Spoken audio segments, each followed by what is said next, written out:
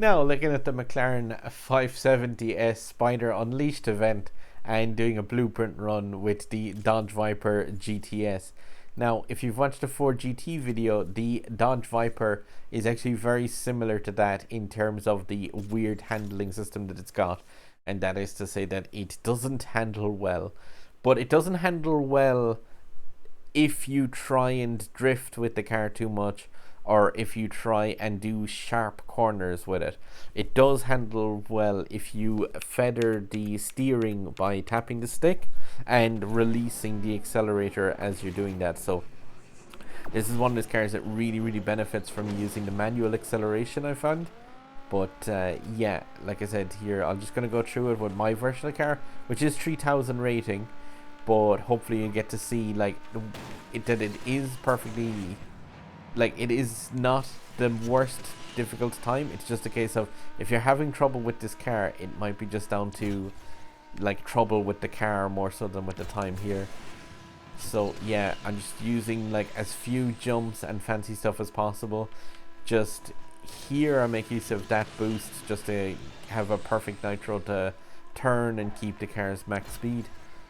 Again, much like the 4GT, this car has a really good top speed, so don't worry too much about having to put it into nitro, and maybe just keep onto the nitro for exiting out of corners with nitro shockwaves if you can.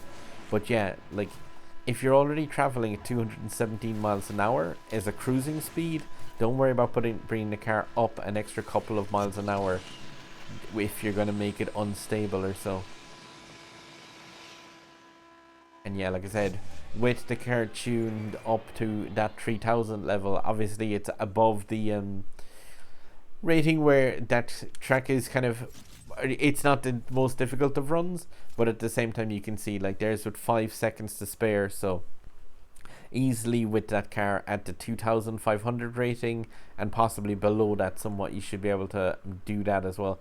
Just again, with that Dodge Viper GTS, it doesn't handle like the Viper ACR, in that you can't drift it quite as easily because it's a whole lot of a heavier car, and if you drift it and do sharp corners, it will just drop down to the top speed straight away.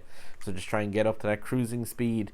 Don't worry too much about using the nitro, more so just keep that cruising speed for the entire run, and yeah, you should be able to get this.